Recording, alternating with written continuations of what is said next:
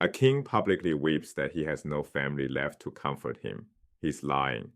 He murdered them all, and he's hunting for any survivors he might have missed. The bishop recording this story, he calls the same king upright before God. This isn't hypocrisy, it's theology. And understanding it unlocks how medieval power actually worked. 486 AD, the Western Roman Empire has collapsed. Clovis inherits leadership of a small Frankish tribe that once served a vanished empire. His first conquest, a Roman general named Syagrius. Gregory of Tours, our source, calls Syagrius the king of the Romans. The irony is deliberate. This Roman king rules nothing. The real power now belongs to the Franks, and Clovis intends to expand it. Gregory of Tours writes the definitive history of the Franks. He's brutally honest about Clovis's crimes: systematic murder of relatives, calculated deception, patient, methodical cruelty. Yet Gregory simultaneously calls Clovis righteous and pleasing to God. Modern readers see contradiction. Gregory saw coherence. To understand why, meet Augustine of Hippo. Augustine's theology shaped how medieval Christians evaluated rulers. The world Augustine taught is irredeemably fallen.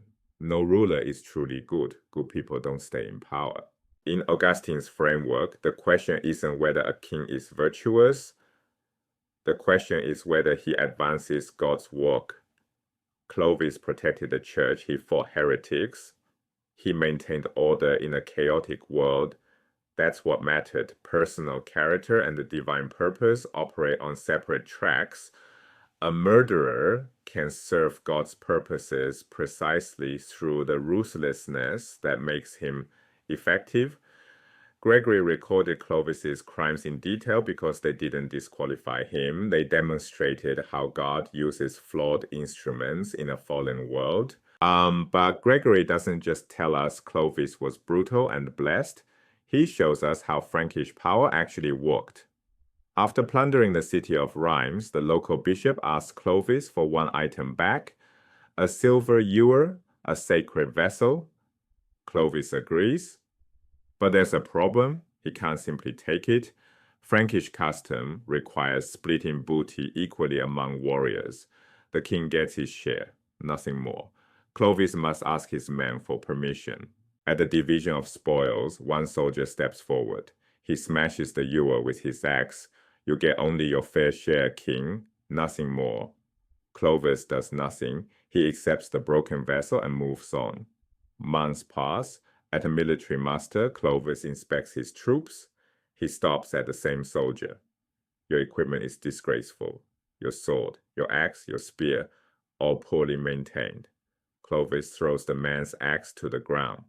When the soldier bends to retrieve it, Clovis buries his own axe in the man's skull. Thus you did to my ewer at Soissons. This story reveals everything about Frankish kingship. Clovis couldn't punish the soldier immediately. That would violate warrior custom and risk rebellion. Instead, he waited, found a pretext, executed the man publicly in a way that demonstrated both respect for custom and absolute willingness to kill.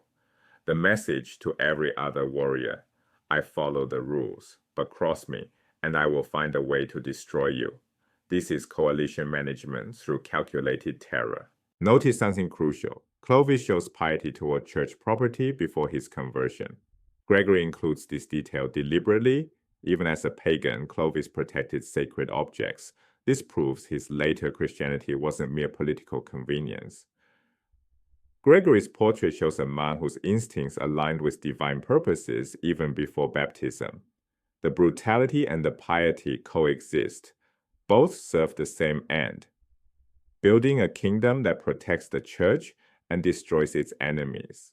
Clovis eventually attacks the Visigoths in southern Gaul. Gregory frames this as religious intolerance. The Visigoths were Arian Christians. Arianism denied Christ's full divinity. The Catholic Church considered it heresy. Clovis's war becomes a crusade before crusades existed. Violence in service of orthodoxy is righteous. This template would justify medieval holy warfare for centuries. Kings could slaughter thousands and earn praise from chroniclers, provided they killed the right people for the right theological reasons. When you read medieval sources praising violent kings, ask what theological framework makes this praise coherent. Gregory wasn't naive. He wasn't a propagandist hiding crimes. He recorded Clovis's murders in detail, then called him righteous. The Augustinian lens reveals the logic. In a fallen world, God uses fallen instruments, judge rulers by results, not character. Clovis built a Christian kingdom. That's what mattered.